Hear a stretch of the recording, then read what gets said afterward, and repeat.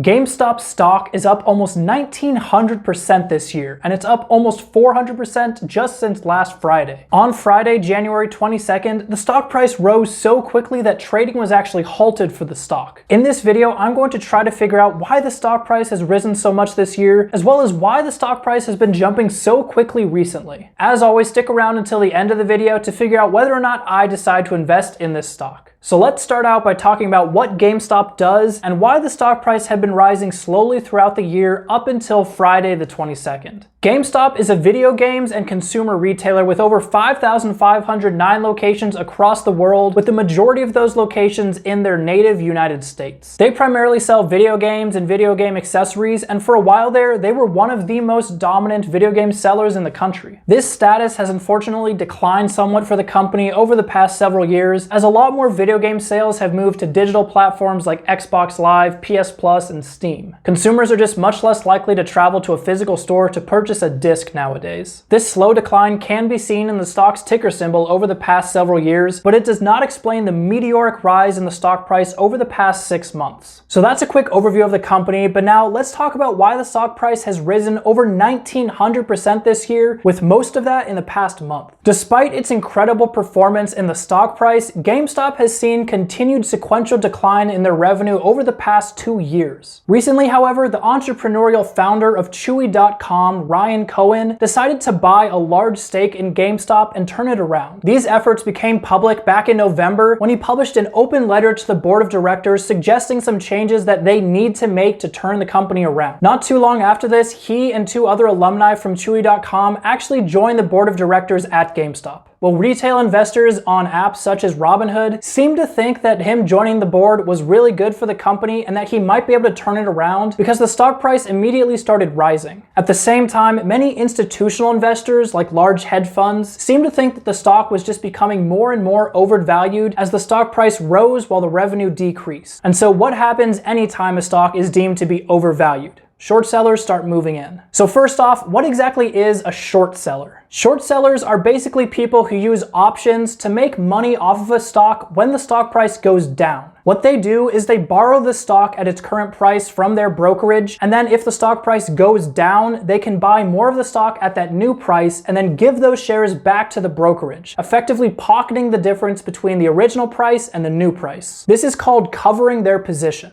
Every stock in the stock market has at least some short sellers interested in seeing the price go down, and you can actually see how many of these there are by looking at a stock's short interest. This is usually measured as a percentage of the stock's float or outstanding shares that are shorted. Basically, the higher this percentage, the more people out there are betting that the stock's price is going to go down. Now, while this strategy can make you money if you're right and the stock price does in fact drop, it can also cost you money if the stock's price ends up rising instead. Let's say I shorted Tesla back when it was $100 a share. Well, right now, that stock is worth almost $900 a share, which means that if I was forced to buy the stock at its current price and give it back to the brokerage to cover my position, I would have effectively lost $800 on every single share that I shorted. The higher the stock price rises, the more money I stand to lose from shorting my position. This is why people say that when you short a stock, your losses are potentially infinite, because a stock's price can theoretically rise forever. So how does this all tie back to GameStop? Well, after the sharp rise in the stock price, the short interest in GameStop increased dramatically, as high as 141% on the 21st of January. This ridiculously high short interest meant 2 things. 1, the majority of the money in the stock market thought that the stock was going to drop, and 2, if the stock continued to rise, it would be very difficult for short sellers to cover their short positions. Remember, if an investor is short on a stock, any potential rise in the stock price is a risk to that investor, so if the stock price starts rising too much, short sellers will buy the stock just to cover their short position and minimize their losses. The problem is, if a bunch of short sellers start to buy the stock to cover their short positions, that drives the stock price a little bit higher, which in turn causes more short sellers to cover their positions, and it just creates this positive feedback loop that can cause the stock price to surge very quickly. This is what's known as a short squeeze. Anytime the stock is forced to shoot up super dramatically because there's a high short interest in the stock. All it takes is enough money to get the ball rolling and actually trigger that cascading effect of short sellers covering their positions. The thing is, it usually takes a dedicated investor with very deep pockets to sustain a stock's price rise long enough to actually trigger a short squeeze. That, or a community of people with a vested interest in getting the stock price to rise as quickly as possible. Enter Wallstreetbets. Wallstreetbets is a subreddit on the popular website Reddit, where like-minded investors, speculators, and memers all gather together to discuss stonks. While most of the posts on this subreddit are just memes or people talking about how much money they lost by shorting the stock market, there are certain people on this subreddit who are able to compose convincing enough arguments to actually get their fellow Redditors to invest. Well, this subreddit all gathered around GameStop at the same time, possibly driven by the fact that the former founder of Chewy.com, Ryan Cohen, had been added to the board of directors for GameStop. Once they had enough reason to think the stock price might go up a little bit, it seems like they all gathered around this idea of causing as many short squeezes as possible and driving the stock up, not because they thought the company was worth more, but because they thought they could take money from the people who were shorting the stock. With 2.3 million followers of the subreddit, if enough people start investing money into the company, it can pump the stock price up very quickly. These Redditors effectively shut down several large short positions by large hedge funds, costing them over $7.5 billion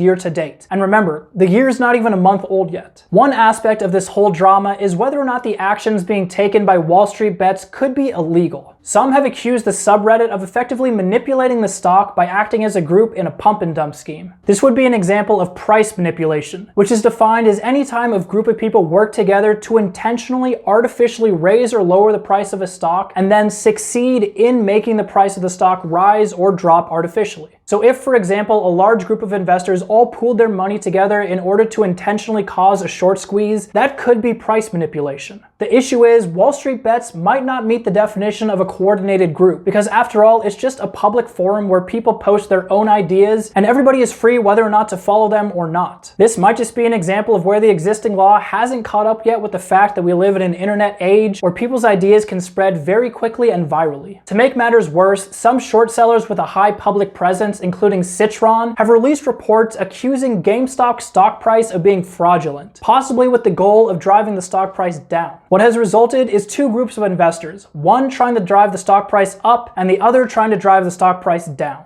At this point, the stock's price has less and less bearing on the actual underlying value of GameStop as a company and has more to do with this battle between one group of investors and the other. Now, while we don't yet know how all this drama is going to play out, I will say that Wall Street rarely loses, especially when they have such a strong ability to organize political will onto their side. On the other hand, we've never seen this kind of power in the hands of retail investors before, and we may just be in for a new age of more decentralized banking power away from the large banks on Wall Street. But now, let's say you're not one of those investors who's trying to drive the stock price up or down, and you just want to know whether or not you should invest in GameStop as a company. So what is GameStop actually worth? Well, outside of the current drama around its price, let's look at how GameStop is actually performing as a company. So like I mentioned earlier, from a purely numbers perspective, things don't look too good. They have been on a steady decline in their number of sales for more than a decade. Their growth slowed from 2006 to 2008, until eventually their company basically flatlined between 2009 and 2011. At that point, they started to see more negative growth rate quarters than positive, and starting in 2019, their rate of decline actually accelerated, going from decreasing revenue by 13% to 14% to negative 26% to finally peaking at negative 34% in January of 2020. That decline slowed slightly in their last two quarters to negative 30%. Just looking at the revenue, this is basically the opposite of most companies I invest in, which I like to see accelerating revenue growth rather than decline. To make matters worse, this decline in sales has actually occurred during a period when the video game market has been growing like crazy. Sales in this market overall have grown by almost 2.5 times during that same period, largely driven by digital growth. To me, this shows that up to this point, GameStop has absolutely failed to realize where the market is going and to make moves in that direction, and because of that, they paid the price for it by losing out on sales. But while GameStop's last decade has been pretty bleak, there is still hope for their future. Like I mentioned earlier, there are several activist investors who have taken an interest in turning around GameStop by moving moving in a new digital direction. Chief among these is Ryan Cohen, as well as 2 other alumni from his former company at Chewy.com, who have recently joined GameStop's board of directors. His vision of the company is to make it a specialized online retailer with a clear path forward, rather than, as he puts it, a video game retailer that over-prioritizes its brick-and-mortar footprint and stumbles around the online ecosystem. We can already see this turnaround story starting to happen in 2020. In their first quarter of 2020, they reported that their online sales had increased 519%, despite their overall revenue declining. This shows just how far behind their online business was from their previous brick-and-mortar business. In quarter 2, they continued this, showing an 800% increase in their online sales year over year, while decreasing their existing inventory by 50%, showing that they're still moving in the right direction. In their most recent quarter, their e-commerce grew an additional 257%, even while their overall revenue declined 30% from where it was in 2019. This slow decline in store sales while they ramp up their online business is going to be a long and painful process, but hopefully it does put the company in the right direction to grow in the future. This seems to be a good overall strategic direction where they cut their expenses while investing more in higher margin areas like online sales, which should eventually grow large enough to replace the slowly declining sales from their brick and mortar stores. Once this happens, we should start to see their overall revenue growth start to pick up again. This seems to be the quintessential turnaround company. A formerly great brand that languished under poor leadership and lacked a real vision for the future, being reinvigorated by new talent and starting to focus on a clear path forward while cutting their unproductive assets. If you like investing in turnaround companies, this could absolutely be the investment for you. But what am I doing with my money? In my view, it doesn't make sense to invest in turnaround companies when there are already good companies out there. Sure, GameStop could turn around and become a great company, but there are already great companies with proven track records that are growing at unbelievable rates right now. I don't need to invest in every good company. I just need to avoid investing in as many bad companies as possible, and I can outperform the market. So no, I personally will not be investing in GameStop. Now, even if you do believe in this company's future, it may take a while before the stock price actually starts to reflect what the company is worth. Right now, the price is really just a proxy battle between Wallstreetbets and a bunch of hedge funds, so it doesn't reflect accurately what the value of the company is, and until this whole battle is over, it's probably not going to do so. Now, as far as the drama that's happening around the stock price, this video is really just a high-level overview of it. There's so many moving parts that I really couldn't cover them all right now. For example, Citadel Holdings might actually be helping the short sellers by using their knowledge of the order flow from the Robinhood app to figure out what people were setting their sell limits at, which I talked about in an earlier video about why Robinhood sells their trades to high-frequency traders. So once the dust settles on this, after a few weeks or maybe a couple months, I'll probably do a follow-up video recapping everything that actually happened in more detail. With that said, make sure to hit the like button if you enjoyed this video, and I'll see you next time.